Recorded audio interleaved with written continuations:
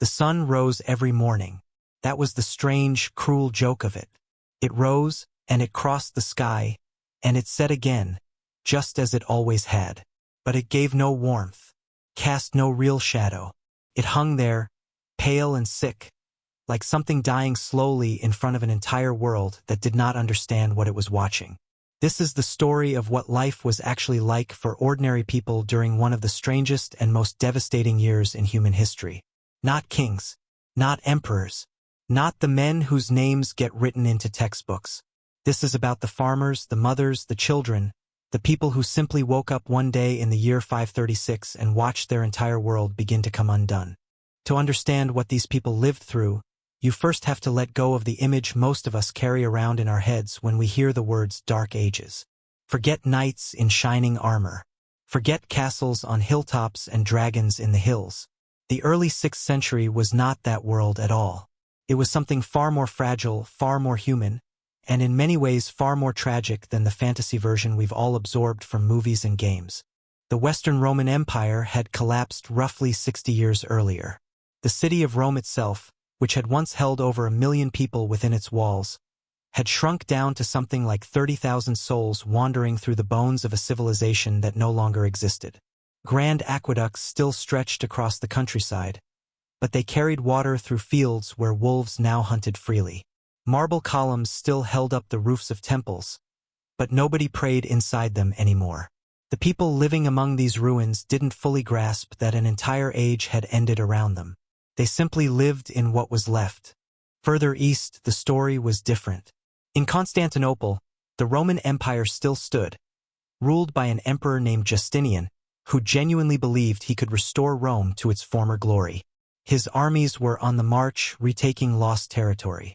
His architects were raising the most magnificent church the Christian world had ever seen.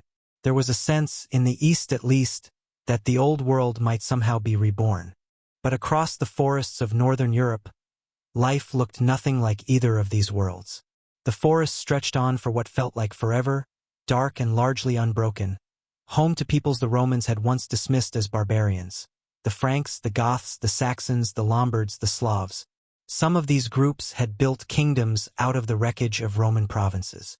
Others still lived much as their ancestors had, in long wooden houses gathered around a central hearth, telling stories of their gods late into the night. And in the middle of all this, there were the ordinary people. A farmer in 6th century Gaul or Britain or along the Rhine lived a life that was hard but not without its own quiet dignity. He worked a small plot of land with his family. He kept a few pigs, maybe a cow, some chickens scratching around the yard. He grew wheat, barley, or rye depending on what the soil would give him.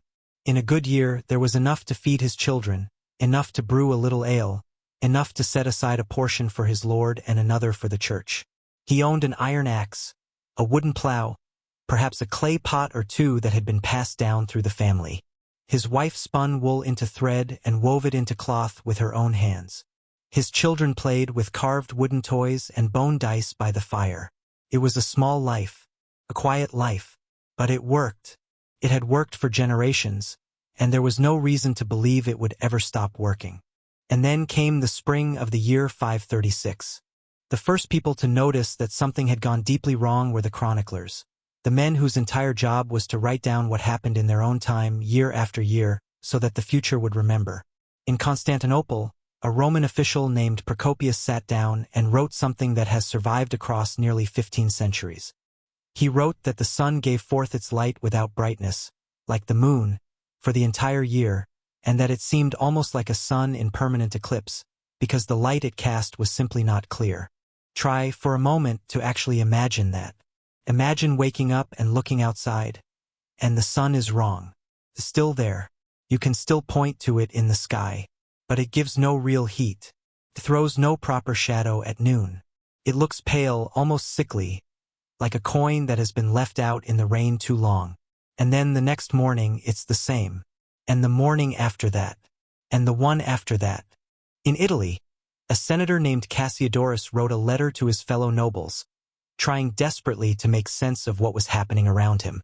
"We marvel," he wrote, "to see no shadows of our bodies at noon. The sun's rays are weakened. They appear of a bluish color. We have a summer without heat. The crops have been chilled by north winds. The rain is denied.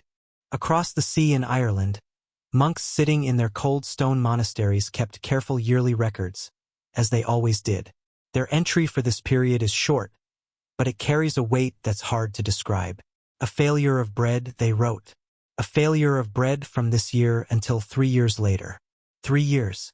3 years of watching the harvest fail, again and again, with no understanding of why. On the other side of the world, in China, official court records describe something almost otherworldly.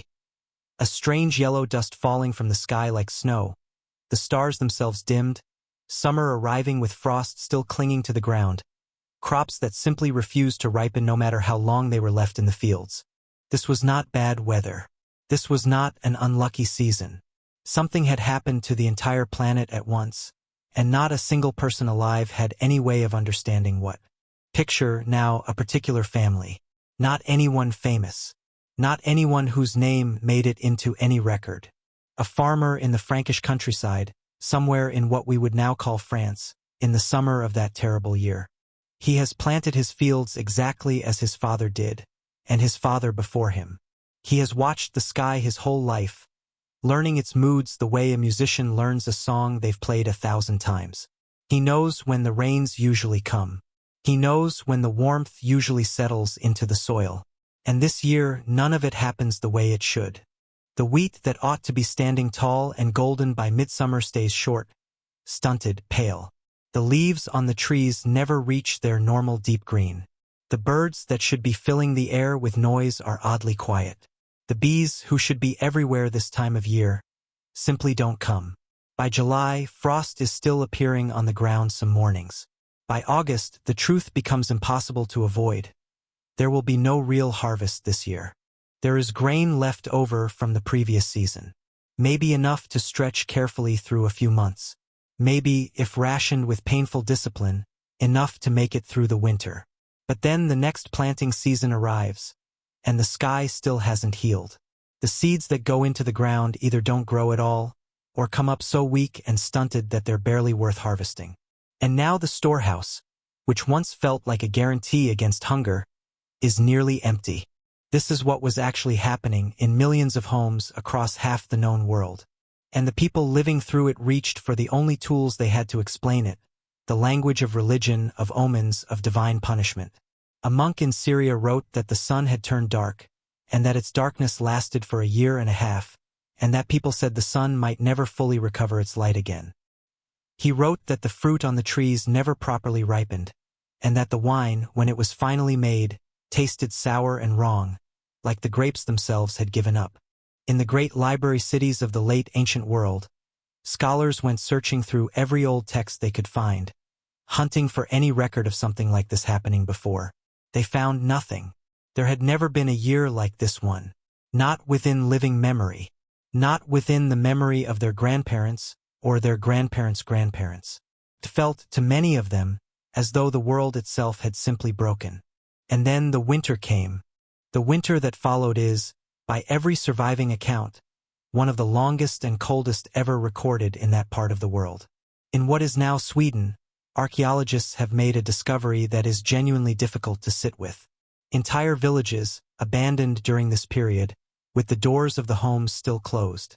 The people inside had simply died from cold, from hunger, from illness brought on by starvation, and there had been no one left nearby with the strength or the will to come and bury them.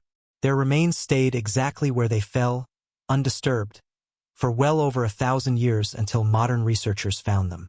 In parts of Scandinavia, it's now believed the population may have fallen by as much as half during these years. Half. Try to imagine your own town, and then imagine that 1 out of every 2 people you know simply isn't there anymore. It's no surprise that the people of the North carried the memory of this time forward into their mythology for centuries afterward. They called it the Fimbulwinter, the Great Winter, the Winter of Winters, the terrible winter said to come just before the end of the world itself. In their old stories, the Fimbulwinter is the sign that the final battle of the gods is approaching. The sun is swallowed. The crops fail everywhere. People turn on each other out of desperation. For a long time, modern scholars assumed this was simply myth, a poetic way of imagining an apocalypse that had never actually happened. We now understand that it wasn't invented at all. It was memory. Their ancestors had genuinely lived through it, and they had passed that memory down the only way they knew how, as a story so terrible that it could only belong to the ending of all things. But the cold, as devastating as it was, turned out to be only the beginning. When spring finally returned the following year, people allowed themselves to hope. They had survived one impossible year. They had buried their dead.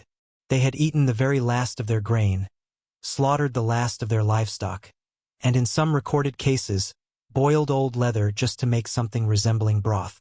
They lit candles in their churches and their long houses and prayed that this year, finally, the sun would come back the way it used to be. Didn't. The strange haze in the sky was thinner now, but it was still there.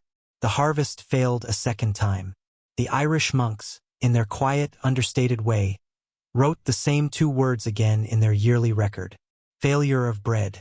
In China, official histories describe famine so severe that people were driven to acts almost too difficult to write down. Across Mesopotamia, families abandoned the countryside entirely and crowded into cities, searching for food that simply wasn't there to find. This was, as far as we can tell, the first truly global famine ever recorded by human beings. And the most unbearable part of it all is that nobody understood why it was happening. For almost 1,500 years, this mystery simply sat there, unsolved. Historians who came across these old accounts of a dimmed sun and endless failed harvests genuinely didn't know what to make of them. Some assumed the writers had exaggerated for dramatic effect, as people sometimes did in that era. Others guessed at a passing comet, or perhaps a massive forest fire somewhere that had filled the sky with smoke. It wasn't until the late 20th century that the real answer finally began to surface, and it came from a place nobody would have expected. Came from ice. Deep in Greenland and Antarctica, scientists drilling down into the ancient polar ice sheets were pulling up long cylindrical cores of frozen water, each one a kind of frozen diary of Earth's atmosphere stretching back tens of thousands of years. Every single layer held tiny traces of dust, pollen, and chemicals that had been present in the air during the exact year that particular layer of snow had fallen. And in the layer that corresponded to this devastating year, researchers found something extraordinary: an enormous spike in sulfate particles, the unmistakable chemical fingerprint of a massive volcanic eruption. It took years of careful work to finally pin down where that eruption had actually happened. In 2018, a research team led by a historian at Harvard finally found the answer by analyzing microscopic shards of volcanic glass preserved in the Greenland ice, fragments so small